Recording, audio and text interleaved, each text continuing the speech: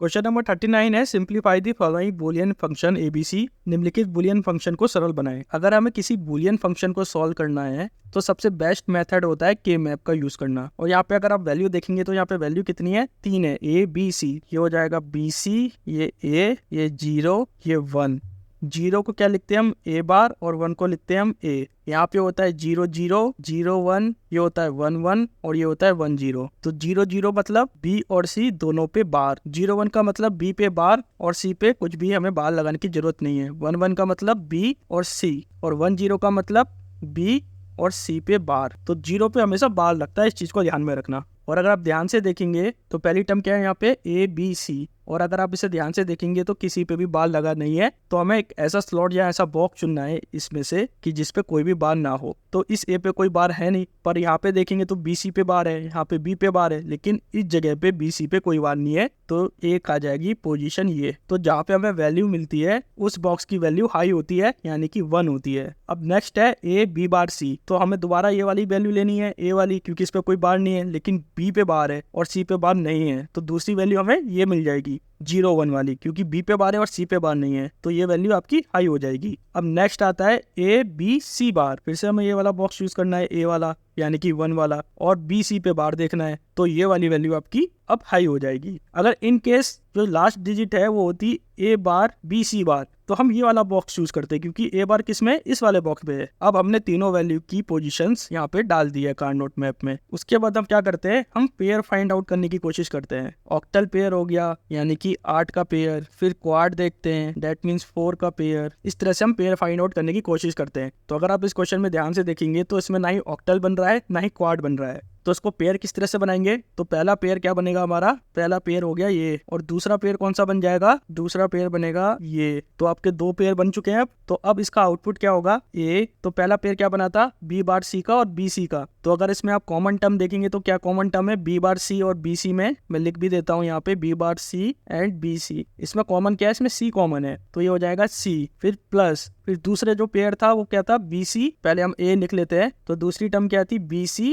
And B C bar. इसमें common क्या है, इसमें बी कॉमन है, तो हम बी लिख लेंगे। तो अब क्या करना है, सिंप्लीफाई करना है। ए को हमने कॉमन ले लिया, बचा क्या, B plus C. So option number A दोस्तों इसका राइट ऑप्शन होगा। क्वेश्चन नंबर 40 है simplify the following Boolean function. निम्नलिखित बूलियन फंक्शन को सरल बनाएं। अब जैसे हमने पहला क्वेश्चन करा था, सेम इसको इस तरह से क्वेश्चन को सॉल्व करेंगे। ये हो जाएगा ए, ये हो जाएगा बी सी, ये 0, ये 1, 0 पे ए बार, 1 पे ए, देन 0 0 0 1 1 1 1 0। 0 0 का मतलब बी और सी दोनों पे बार, 0 1 का मतलब बी बार सी, 1 1 का मतलब बी सी, 1 0 का मतलब बी सी बार। इतना क्लियर हो गया आपको। तो पहली टर्म लेते हैं ए बी सी बार। तो ए वाला हो गया, इस वाली लाइन में आएगा, बी सी बार किस में, इसमें। तो ये वाली वैल्यू आपकी हाई हो जाएगी। नेक्स्ट है ए बी बार सी बार। तो ये वाली वैल्यू अब हाई हो जाएगी। नेक्स्ट है ए बार बी सी। तो ए बार, अब हम ऊपर वाली कॉलम को सिलेक्ट करेंगे। तो ए बार बी सी किस में आएगा, इस वाले कॉलम में आएगा, यानी कि ये वाली वैल्यू हाई हो जाएगी 1 1 वाली। नेक्स्ट है ए बी बार सी। तो ए बी बार सी किस में आएगा, इस वाली वैल्यू में आएगा, तो ये वाली वैल्यू हाई हो गई। नेक्स्ट है ए बी सी, देन ये वाली वैल्यू हाई हो गई।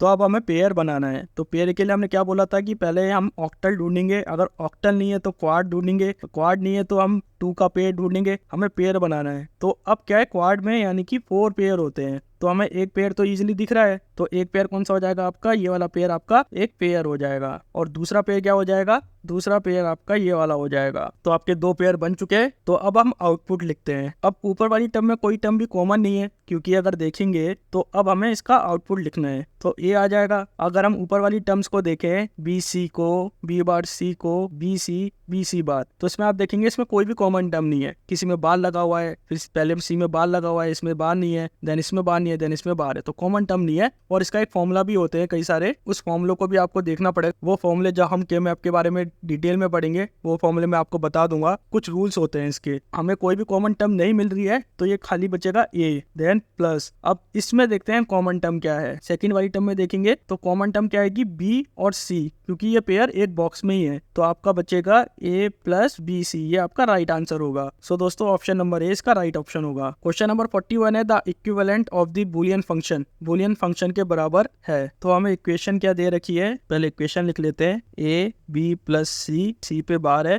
देन बी सी पे बार है, ब्रैकेट डी, और इन सब पे पूरा बार है। तो इसको थोड़ा सॉल्व करते हैं, सिंप्लीफाई करते हैं इसे थोड़ा। तो ए पे बार आ जाएगा प्लस बी प्लस सी पे बार, देन इसके ऊपर बार, देन इसके ऊपर एक और बार, प्लस डी पे बार। ए पे बार तो ऐसे ही रहेगा। अगर डबल बार होते हैं तो वो बार कैंसल आउट हो जाते हैं, डबल बार कैंसल आउट ईच अदर। तो बी पे डबल बार है तो बी तो आ जाएगा ऐसे ही, और सी पे ट्रिपल बार है तो डबल बार तो कैंसल आउट हो जाएंगे, तो एक बार इसमें बचेगा, देन यहाँ पे बचेगा डी पे बार। तो इसको और किस तरह से लिख सकते हैं, A bar plus B plus C bar bracket close D bar. So option number D इसका राइट ऑप्शन होगा। क्वेश्चन नंबर 42 है the Boolean function equivalent for the below switching circuit is. दिए गए स्विचिंग परिपथ के बराबर बूलियन फंक्शन क्या है, ए 3.5 वोल्ट, बी 6.5 वोल्ट। दोस्तों ये वाले जो ऑप्शंस हैं ये मैंने गलत लिख दिया है, लेकिन जब मैं आपको पीपीटी दूंगा मैं इनको करेक्ट कर दूंगा। फिलहाल क्वेश्चन को सॉल्व करते हैं। तो अगर आप ध्यान से देखेंगे बी और सी इसमें पैरेलल में है और ए सीरीज में है, तो जब तक ए आपका क्लोज नहीं होगा या ए आपका स्विच नहीं होगा तब तक आपको कोई भी आउटपुट नहीं मिलेगा। तो हमें आउटपुट किस किस कंडीशन में मिलेगा, अगर हम ए और बी को क्लोज कर दें या स्विच कर दें। तो जब ए और बी आपके स्विच हो जाएंगे तो उस केस में हमें आउटपुट मिल जाएगा। और दूसरी कंडीशन कब होती है, जब हम ए और सी को क्लोज कर दें, उस केस में भी हमें आउटपुट मिल जाएगा। तो ये दो कंडीशन बनती है इसकी। तो पहली कंडीशन में क्या होगा, जब हम ए और बी को क्लोज कर देंगे या ए और बी को स्विच कर देंगे उस टाइम आउटपुट मिलेगा। और दूसरी कंडीशन क्या बनती है, जब हम ए और सी सर्किट को क्लोज करेंगे उस केस में हमें आउटपुट मिलेगा। इसका मतलब ये हुआ ए हमारा कॉमन आ जाएगा, बचेगा क्या ब्रैकेट में, बी प्लस सी। सो दोस्तों इसका राइट आंसर होगा A bracket B plus C. Question number 43 है determine the simplified Boolean expression for the given logic circuit. दिए गए तर्क परिपथ के लिए सरलीकृत बूलियन व्यंजक का निर्धारण करें। तो सर्किट में पहले हमें ये पता होना चाहिए कि इसमें कौन कौन से गेट अप्लाई करे गए हैं। तो ये वाला गेट कौन सा है, ये एक्सओर गेट है। और ये वाला गेट कौन सा है, ये और गेट है। और लास्ट गेट कौन सा है, ये नैंड गेट है। तो जब इनपुट एक्सओर गेट से पास होगा तो इसमें क्या हो जाएगा, ए एक्सओर बी हो जाएगा। और गेट को इनपुट किससे मिल रहा है, ये एक्सओर गेट से मिल रहा है। तो इसका आउटपुट क्या हो जाएगा, ए प्लस बी बार। पहले दोनों के आउटपुट सॉल्व कर लेते हैं हम। तो ये हो जाएगा ए एक्सओर बी, ए प्लस बी का बार। ए एक्सओर बी को क्या लिख सकते हैं, A B bar plus A bar B, और ये तो ऐसे ही रहेगा। तो a प्लस बी को अब अंदर मल्टीप्लाई करते हैं तो क्या आएगा, A B bar A plus A bar B A, then plus A B bar plus A bar B bar. तो एक फंक्शन होता है ए बार मल्टीप्लाई में A which is equals to 0, और ये रूल होता है multiplication rule. Same B bar B क्या हो जाएगा, 0 हो जाएगा। तो ये वाली टर्म यहाँ पे ए बार ए है ये वाली टर्म, और यहाँ पे बी बार बी है ये वाली टर्म, दोनों क्या हो जाएंगी, 0 हो जाएंगी। तो बचेगा क्या, A B bar A plus A B bar ये बचेगा।